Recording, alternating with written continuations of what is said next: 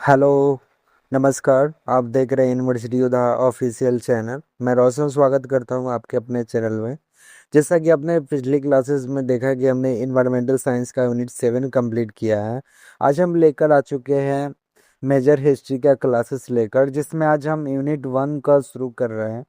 हमारी कोशिश यही है कि एग्ज़ाम से पहले जो आपका ये जो सिलेबस है उसको हम कंप्लीट करा दें, ताकि जो है आप जो है एग्ज़ाम के लिए पूरी तरह तैयार हो जाए और अपना जो है एग्ज़ाम में अच्छा मार्क्स गेन करें। अगर अभी हमारे चैनल पर पहली बार आए तो चैनल सब्सक्राइब करें और बेल आइकन दबा दें, ताकि आने वाला जो है हर महत्वपूर्ण वीडियो की जानकारी जो है आपको जो है सबसे पहले मिले। आज सबसे पहले आप देखेंगे, आज हम बात करेंगे सबसे पहले शॉर्ट क्वेश्चन, जो आपको जो है इन सेमेस्टर एग्जाम में, सेकेंड सेमेस्टर एग्जाम में जो है टोटली जो है 5 मार्क्स का एक क्वेश्चन रहेगा। तो आज जो हम 6 क्वेश्चन को डिस्कशन करेंगे, जो आपके एग्जाम के लिए बहुत वीवीआई क्वेश्चन होगा। तो आप लोग जो है इस जो है सीरीज को लास्ट तक जरूर देखिएगा, तभी आपको जो है क्लियर हो पाएगा। और चलिए आज के जो सेशन है उसको हम शुरू करते हैं। आपका जो सबसे पहला क्वेश्चन आज का है, मिस्र सभ्यता की विशेषताओं और संक्षेप में जो है वर्णन करें। तो आज हम समझेंगे मिस्र के बारे में, मिस्र सभ्यता की जो विशेषता क्या थी। तो चलिए आइए समझते हैं डिटेल में। सबसे पहले इसका इंट्रोडक्शन हम लिखेंगे। इंट्रोडक्शन में क्या लिखेंगे, जैसे कि मिस्र सभ्यता का विकास जो है नील नदी के उपजाऊ घाटी में हुआ था। ठीक है, तो मिस्र सभ्यता का जो विकास है वो नील नदी के उपजाऊ नदी में हुआ था। सभ्यता की सबसे प्राचीन सभ्यताओं में से एक है। इसे नील नदी का उपहार कहा जाता है। इसका उद्गम लगभग 300 ईसा पूर्व हुआ था। ये कई हजार वर्षों जो है विकसित होती रहती है। तो नील नदी का जो उद्भव जो है लगभग 300 वर्ष जो है पहले हुआ था। आइए इसकी विशेषता समझते हैं। मिस्र सभ्यता का विशेषता, जैसे कि नील नदी का वरदान क्या मिला था। मिस्र सभ्यता नील नदी के किनारे विकसित हुई है। नील नदी के सालाना बाढ़ लाती थी, जिसने मिट्टी उपजाऊ हो जाती थी और कृषि को जो है बढ़ावा मिलता था। तो नील नदी जो है सालाना जो है बाढ़ आता था, जिससे क्या होता था, इससे जो होता है मिट्टी उपजाऊ हो जाती थी। इससे जो होता है क्योंकि ज्यादा जो कृषि जो है हो पाता था, ये फायदा होता था। और दूसरा समझिए राजनीतिक संगठन।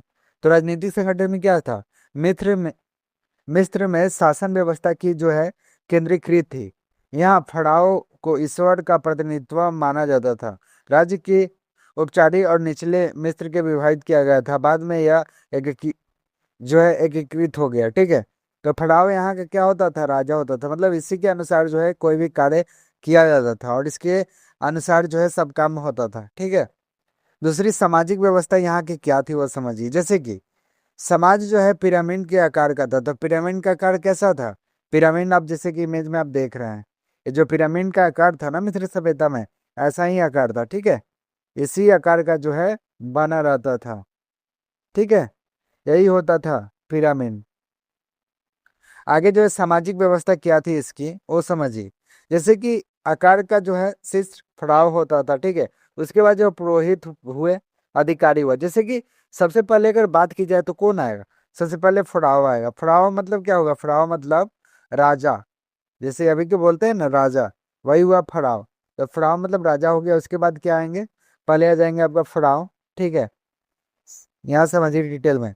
पहले आपका क्या आ जाएंगे, फड़ाव। ठीक है, फड़ाव के बाद क्या आएंगे, फड़ाव के बाद आप क्या आ जाएंगे, पुरोहित। पुरोहित के बाद अधिकारी आ जाएंगे। ठीक है, अधिकारी के बाद लेखक आएंगे। लेखक के बाद सैनिक आएंगे, कारीगर आएंगे। और सबसे निचले स्तर में किसान और दास होते थे। मतलब किसान और दास जो है इनके अंडर में काम करते थे। जो भी फड़ाव का जो आदेश होता था, ये कार्य को करना है, जिसकी आज्ञा का जो पालन है वो किसान और दास मिलकर करते थे। ठीक है, तो सामाजिक व्यवस्था जो है मित्र की यही थी। ठीक है, अब धर्म में मान्यता क्या था वो समझिए। धर्म जैसे कि मिस्र जो मिस्र के वासी थे वो बहुदेववादी थे। ठीक है, वो सूर्य देवता, रा, आयरिस आदि की पूजा करते। ठीक है, ये मृत्यु के बाद जीवन में विश्वास करते, इसलिए मम्मीकरण की प्रक्रिया अपनाते। जैसे कि वहां का, जैसे कोई भी व्यक्ति मरता था ना, मृत व्यक्ति मरता था, तो वहाँ क्या करते थे लोग, मम्मी के रूप में। जैसे कि ये मान लेते हैं एक डेड बॉडी है। ठीक है, डेड बॉडी को क्या करेंगे, मतलब म, इसमें जो है वाइट वाइट कपड़ा जो है लगा दिए जाते हैं। अपने फिल्म में भी देखा होगा, मम्मी जो है चलती रहती है, तो उसी को मम्मी बोलते हैं। जो इसमें जो है वाइट कपड़ा लपेट दिया जाता जाता है चारों तरफ से। ठीक है, आपका पांचवा पॉइंट क्या है, पिरामिड और जो है वास्तुकला। गिजा का पिरामिड जो है किस प्रकार का था, इस प्रकार का था। देखिए गिजा का जो पिरामिड था आकार से हम इसी प्रकार का था, ठीक है। अब समझते हैं पिरामिड जो है वास्तुकला क्या था। जैसे कि मिस्र वासियों ने भव्य पिरामिड, मंदिरों, समाधियों और मूर्तियों का निर्माण किया। गिजा का खूफी का पिरामिड विश्व के साथ जो है आश्चर्यों में से एक था, ठीक है। लेखक प्रणाली क्या है, मिस्र में चित्रलिपि का विकास हुआ। ये लेखक ताड़पत्रों, जिसे पत्थरों और दीवारों पर जो है अंकित इसका किया गया था। तो मतलब उसका जो चित्रलेखन था ना, वो पत्थरों पे, दीवारों पर जैसे किया। जैसे मधुबनी मधुबनी आप जाइएगा तो वहाँ का पेंटिंग आप देखिएगा। मधुबनी पेंटिंग जो है बिहार का सबसे बड़ा पेंटिंग में आता है इसका नाम। तो ये इसी प्रकार जो है मिस्र में जो चित्रलिपि जो होता था ना, उसका विकास जो क्या होता था, पत्थरों पर कर दिया जाता था, दीवारों पर कर दिया जाता था। उसका जो वहाँ अंकित जो है चिन्ह वहाँ रहता था, ठीक है। नेक्स्ट आपका है विज्ञान और तकनीक। तो विज्ञान और तकनीकी क्या था, जैसे कि मित्रवासी जो है को जो है गणित, ज्यामिति, चिकित्सा, खगोल विज्ञान का जो है अच्छा ज्ञान था, ठीक है। तो उनको जो है ज्योग्राफी का भी ज्ञान था, साइंस का भी ज्ञान था, अच्छा उनको ज्ञान था, ठीक है।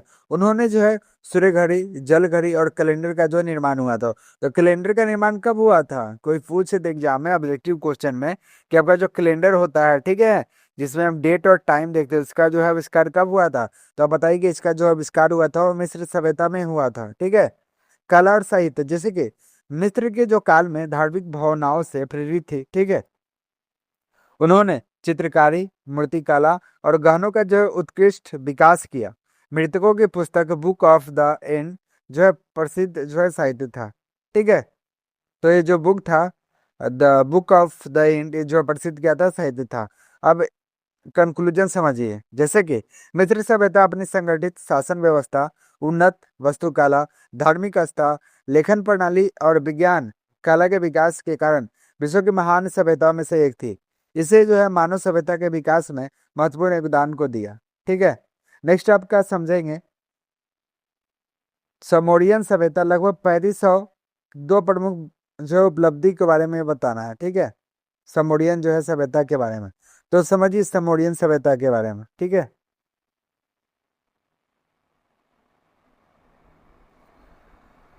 तो जो समोरियन सभ्यता जो है लगभग जो है 3500 से 1900 प्राचीन विश्व के जो है सबसे पहली और महान सभ्यताओं में से एक थी, ठीक है। इसमें जो टटोमिस, यूफ्रेटिस नदियों के बीच जो है विकसित इस सभ्यता ने मानव जीवन के विभिन्न महत्वपूर्ण योगदान दिया। इसकी कई जो उपलब्धि थी, जिसमें जो है प्रमुख उपलब्धि जो है इसमें दिया गया था। तो पहला आपका क्या था वो समझिए। पहला आपका था किलाछड़ लिपि। तो किलाछड़ लिपि क्या था उसको समझिए। जैसे कि सुमेरियन की सभ्यता की सबसे बड़ी उपलब्धि में से एक था किलाछड़ लिपि का आविष्कार था। यह विश्व की सबसे प्राचीन लिखित लिपियों में से एक है, जिसका विकास लगभग क्या हुआ था, 3200 ईसा पूर्व जो है इसका आसपास में इसका हुआ था। और किलाछड़ का अर्थ क्या होता है, तो किलाछड़ का अर्थ होता है कील के आकार की लिखावट। मतलब कील के जो आकार है ना उसकी टाइप का लिखावट होता है, उसी को बोलते हैं क्या, किलाछड़ अर्थ। तो सुमेरियन लोग जो है नरम मिट्टी के जो है तसलिया मिट्टी के फट्टों या नुकीली कील जैसी शैली को चिन्ह बनाते थे, इसलिए इसे जो है किलाछाड़ लिपि भी कहा जाता था, ठीक है। प्रारंभ में इस लिपि का जो है प्रयोग लेखा जोखा, व्यापार, कर वसूली, सरकारी आदेश और धार्मिक अनुष्ठान रिकॉर्ड करने के लिए जो है इसको किया जाता था, ठीक है। बाद में क्या हुआ, बाद में जैसे कि यह लिपि जो है अखवादी, बेबीलोनियन, असीरियन सभ्यता द्वारा जो है अपनाई गई थी, ठीक है। तो इसी के द्वारा जो है यहाँ अपनाई गई थी। दूसरा आपका है समोरियन सभ्यता की दूसरी महत्वपूर्ण उपलब्धि पहिए का आविष्कार हुआ था इसी समोरियन में। और कैलेंडर की बात की जाए तो उसमें हुआ था, ठीक है, समोरियन में पहिए का निर्माण हुआ था। लगभग जो है 3500 ईसा के आसपास जो है माना जाता है। पहिए का आविष्कार जो है मानव जीवन की क्रांतिकारी जो है परिवर्तन ला दिया था, ठीक है। प्रारंभ में ही पहिए का उपयोग मिट्टी के बर्तनों को बनाने और घुमाने जो है कुम्हार के जो है चाक में किया गया था, ठीक है। बाद में जो है इसका प्रयोग बैलगाड़ी, रथों में होने लगा, जिससे जो है आवागमन, परिवहन और व्यापार बहुत ही अधिक सुविधा हुई। पहिए के कारण जो है भारी वस्तुओं को जो है एक स्थान से दूसरे स्थान तक ले जाना आसान हो गया। यह आविष्कार आगे चलकर जो है संपूर्ण मानव सभ्यता की जो है तकनीकी प्रगति की नींव बनाया। ठीक है, तो महत्वपूर्ण क्या है? पहिए का जो आविष्कार है परिवहन, व्यापार, कृषि, उद्योग जैसे जो है कई क्षेत्रों के प्रगति की ओर जो है मानव जीवन को जो है सरल बनाया था। ठीक है, अब महत्व क्या है कि लक्षण लिपि जो है मानव के विचारों को दो लिखित रूप में सुरक्षित रखने की क्षमता दे। इतिहास लेखन में महत्वपूर्ण शुरुआत हुई। ठीक है, तो इसका जो है बहुत ज्यादा फायदा हुआ। अब इस प्रकार की लक्षण लिपि का जो है विकास और पहिए का जो है आविष्कार जो है समोरियन सभ्यता के दो महान उपलब्धि थी, जिन्होंने मानव सभ्यता के विकास में आधारशिला का कार्य जो है किया था। ठीक है, नेक्स्ट आपका है तीसरा क्वेश्चन, हम्बुराबी की विधि संहिता की जो है संक्षिप्त में बताना है। तो हम्बुराबी की विधि संहिता क्या था? तो शासक कौन था? हम्बुरानी। राज, अगर राज की बात करें तो बेबीलोन जो है राज्य था। काल कब था? तो काल इसका अगर बात की जाए तो काल इसका था 1792 से लेकर 1750 तक। ठीक है, 1750 तक इसका था। अगर भाषा की बात करें तो कौन सा भाषा था? अक्कादी। अक्कादी जो भाषा था यही था। और लिपि की बात करें तो किलाक्षर। किलाक्षर समझ लिया जो कीली द्वारा लिखा गया था। ठीक है, प्राकृतिक जो है विधि संहिता था। तो समझिए क्या था। हम्मुराबी बेबीलोन का एक शक्तिशाली, लोकप्रिय और कुशल जो है शासक था। उसने लगभग 1792 ईसा पूर्व से 1750 के बीच में जो है शासन किया था। ठीक है,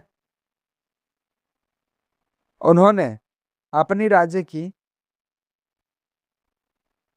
उन्होंने अपनी राज्य की व्यवस्था दृढ़ करने के लिए एक लिखित विधि संहिता बनाई, जिसे हम्मुराबी विधि संहिता और कहा जाता है। यह प्राचीन विश्व की सबसे प्राचीन विधि संहिता है।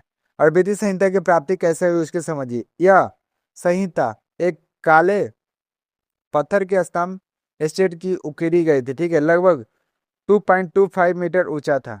इस पर 282 कानून धाराएं किलाक्षर लिपि में लिखे गए थे। यह स्तंभ सूसा ईरान में 1901 में पुरातात्विक मोर्गन द्वारा जो है खोजा गया था। ठीक है, तो किसके द्वारा खोजा गया था? बात की ये जाएगी किसके द्वारा खोजा गया था। देखिए, इसकी जो खोज है कब हुई थी? 1901 में। सूसा जो है ईरान का ये स्तंभ है। 1901 में जो है पुरातत्व जो है किसके द्वारा खोजा गया? बात की जाए कौन खोजा था? तो खोदने वाला कौन था? मोर्गन जो था, इन्हीं के द्वारा जो है खोजा गया था। अब नेक्स्ट बात करेंगे विधि संहिता का मुख्य विशेषता। तो क्या था? जैसे कि यह लिखित संहिता थी, अर्थात कानूनों को लिखकर सार्वजनिक किया गया था। इसमें सामाजिक, आर्थिक, पारिवारिक, आपराधिक और वाणिज्यिक जीवन से संबंधित नियम थे।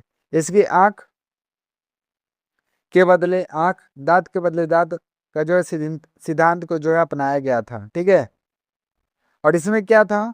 जैसे कि इसमें दोष दंड को जो है स्पष्ट प्रावधान किया गया था। अपराध सिद्ध होने पर कठोर जो है दंड इसमें दिए जाते थे। और सभी वर्गों के लिए दंड समान था। अमीर और गरीब के लिए दंड अलग अलग नहीं था। मतलब उस समय जो क्या था, भेदभाव नहीं होता था। जो गलती कोई भी करेगा, जो दंड जो है, पनिशमेंट जो है उसको बराबर ही दिया जाए, चाहे वो अमीर हो चाहे गरीब हो, ऐसे भी होना चाहिए। इसमें जो है न्यायाधीश, अधिकारी, व्यापारी और मजदूर सैनिक आदि का कर्तव्य जो है अधिकारों में जो है इसका उल्लेख किया गया था। ठीक है, अब विधि संहिता का महत्व क्या था वो समझिए। जैसे कि यह विश्व की पहली लिखित विधि संहिता है। यह ज्ञात होता है कि प्राचीन मेसोपोटामिया की सभ्यता कितनी उन्नत थी। इसे जो है राज्य की कानून व्यवस्था बनाए रखने में सहायता की।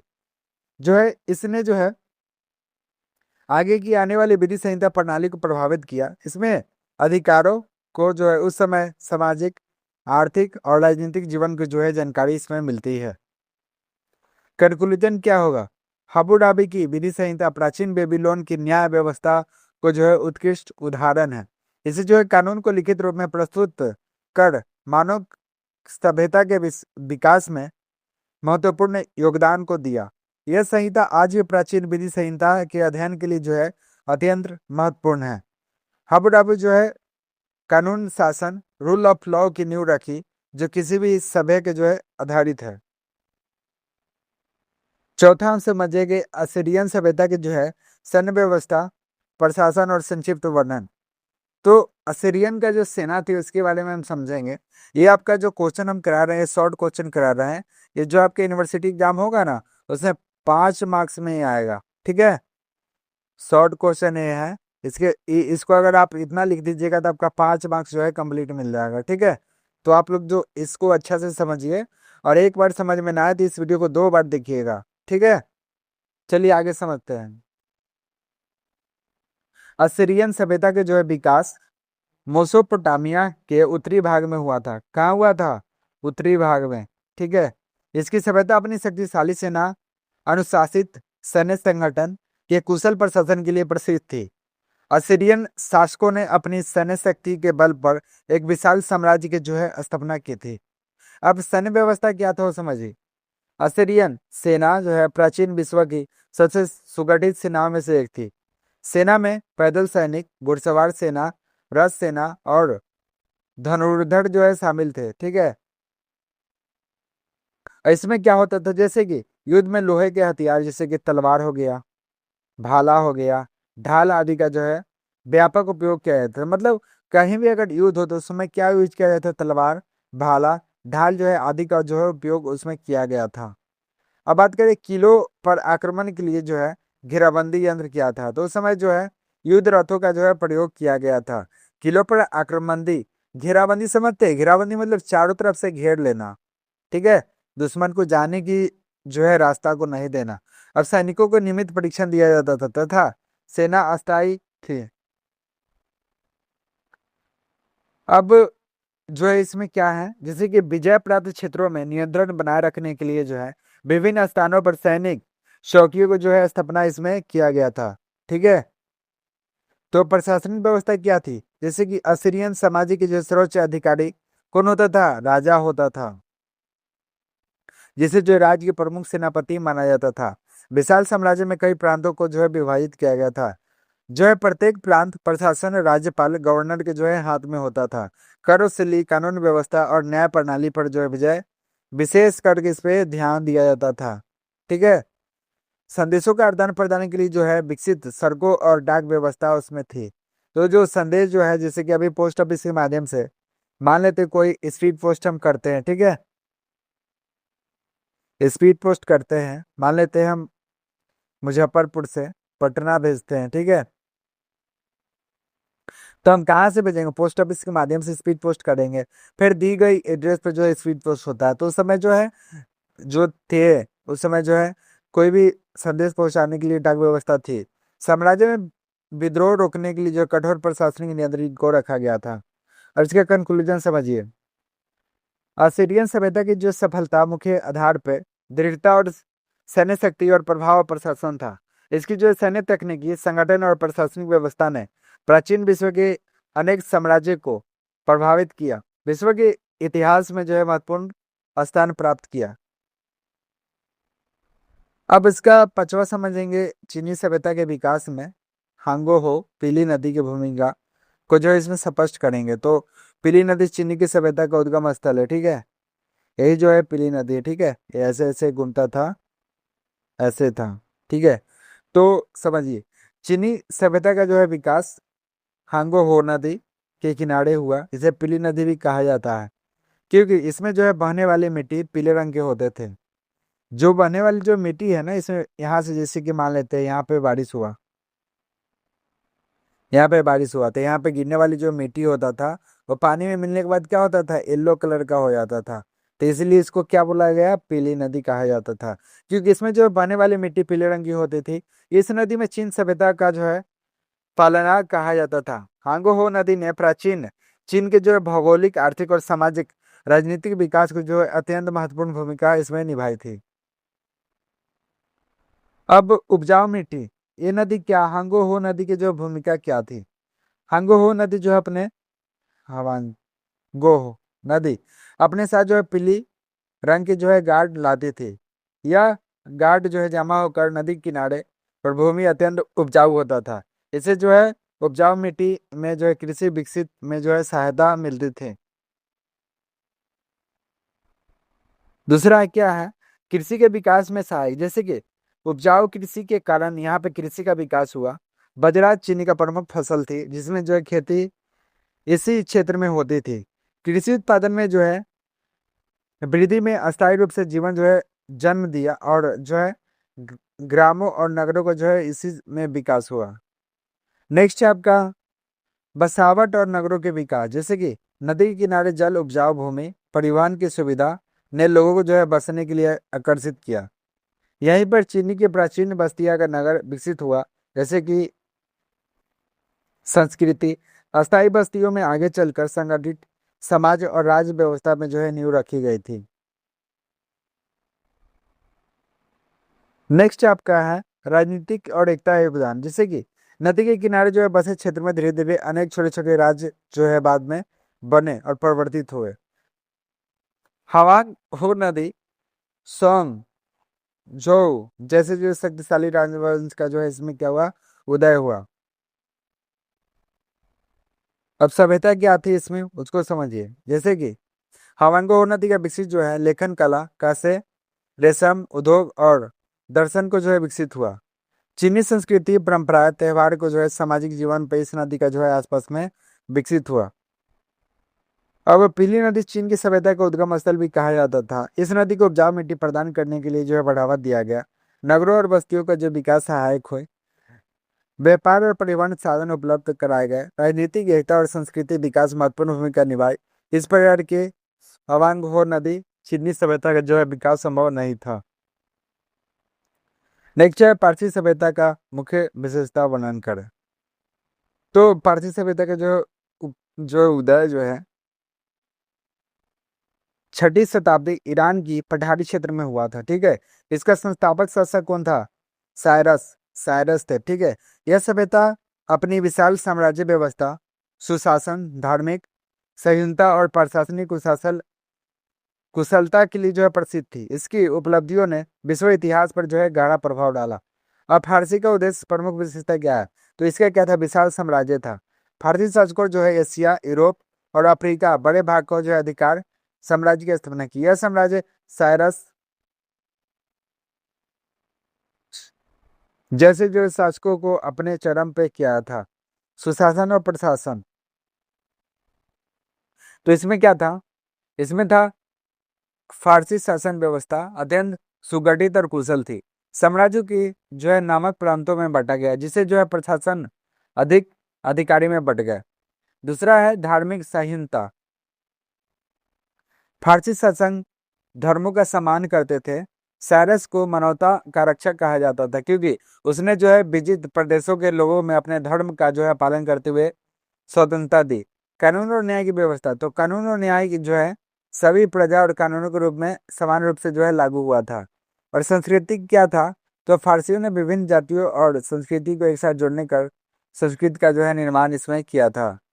ठीक है, सड़क और संचार व्यवस्था, तो समय कैसी थी? शाही सड़क जैसे कि का निर्माण कराया गया था, जो सुसा ने सार्डिस के लगभग 2500 किलोमीटर लंबी थी। इसे साम्राज्य के विभिन्न भागों को संचार व्यापार आसान था। डाक व्यवस्था उस समय थी। ठीक है, कर व्यवस्था क्या था? जैसे कि फारसी व्यवस्था के नियमित रूप से उचित व्यवस्था थी। प्रजा से भूमि के अनुसार कर लिया जाता था। जिसके राज्य में आय बढ़ती थी, प्रजा अत्याचार जो है कम होता था। अब मुद्रा का प्रचलन क्या था? तो फारसियों ने सोने और चांदी के जो है सिक्के चलाए, जिसे जो है दरिक और सिग्लोस कहा जाता था। इससे व्यापार की जो है अर्थव्यवस्था मजबूत है। अब कंक्लूजन समझिए। फारसी सभ्यता विश्व चीनी की जो है महान सभ्यता थी। इसकी प्रशासनिक कुशलता, धार्मिक सहिष्णुता, सड़क, डाक, मुद्रा व्यवस्था, संस्कृति, सैन्य संगठन इसकी प्रमुख विशेषता है। फारसी सभ्यता जो है आने वाली यूनानी, रोमन सभ्यता गहराई से प्रभावित किया, विश्व के इतिहास में अपना जो है स्थान बनाया।